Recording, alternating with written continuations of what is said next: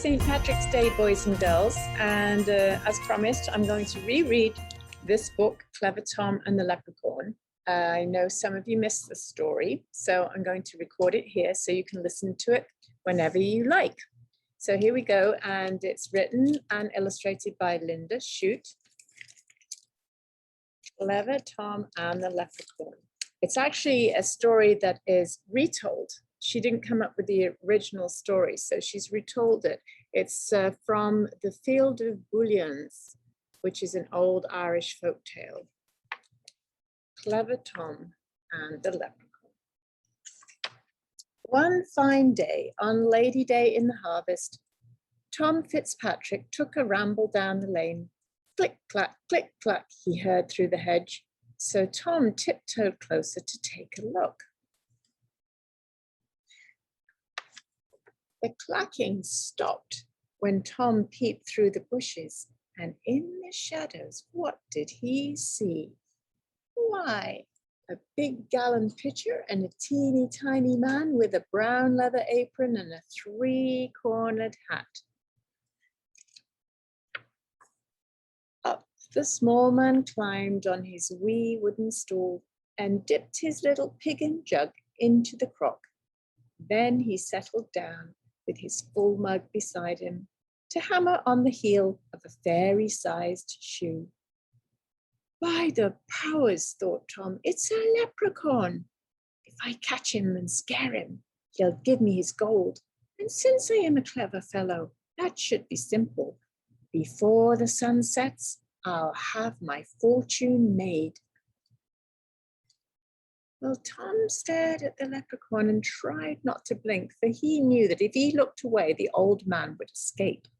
Then he crept up quite near and tipped his hat politely, saying, "Good day to you, neighbour. Blessings on your work."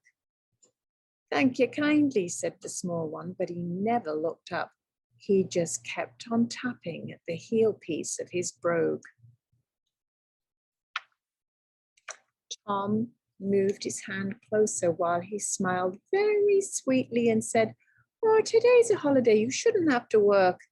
And the leprechaun frowned and answered Tom sharply, "If I do, that's none of my business and none of your own. Instead of pestering me, young man, you ought to be watching your father's fields. Look there, the cows have broke into the oats. See, they're knocking the corn all about." Cows in the cornfield? Tom's head started turning. Is she going to trick him? Nope, he wasn't fooled by the leprechaun's trick. And quickly he grabbed the sly fellow and cried, "Now you're my prisoner. Tell me, where is your gold?" And the leprechaun wiggled and twisted and whined, "Oh, I'm just a poor man." But Tom held him fast. "You and I both know you're lying," said Tom, and he made a fierce and frightening face. Finally, the leprechaun quit squirming and said, "Oh, Tom Fitzpatrick, you're too clever for me. I see you're after my buried treasure, so I'll have to show you where it is hid." Well, with his eye on the bitty man locked in his fist, Tom followed where the leprechaun led him. He traipsed over a hill and under some hedges and through a ditch, across a peat bog, and at last, just when Tom feared that he'd been hoodwinked or tricked, he found himself in a great field of weeds. "Dig there," said the leprechaun, pointing to a bush. "Dig under that bullion. That's where I put my gold."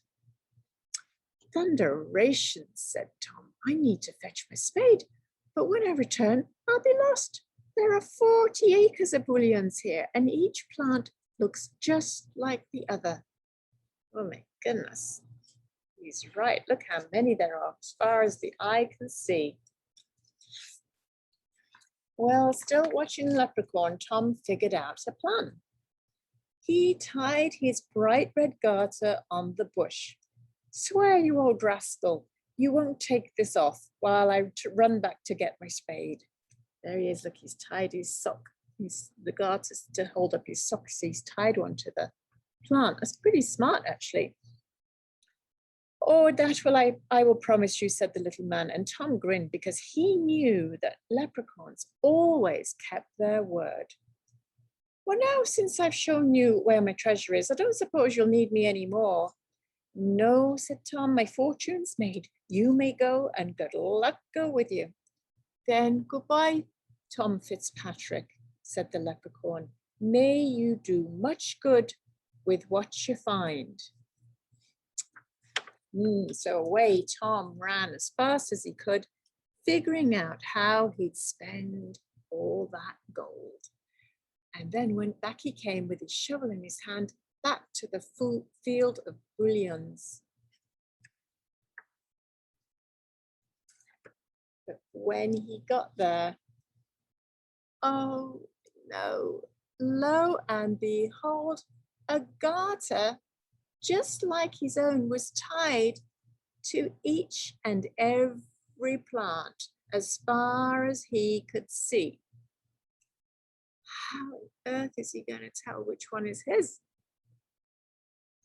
Well, Tom dug under the bullion where he thought he tied his garter, but nothing was buried under that bush, so he dug under another, and he dug to the east and he dug to the west, and still he found no treasure. And the harvest moon rose as he dug to the north, and it set as he dug to the south.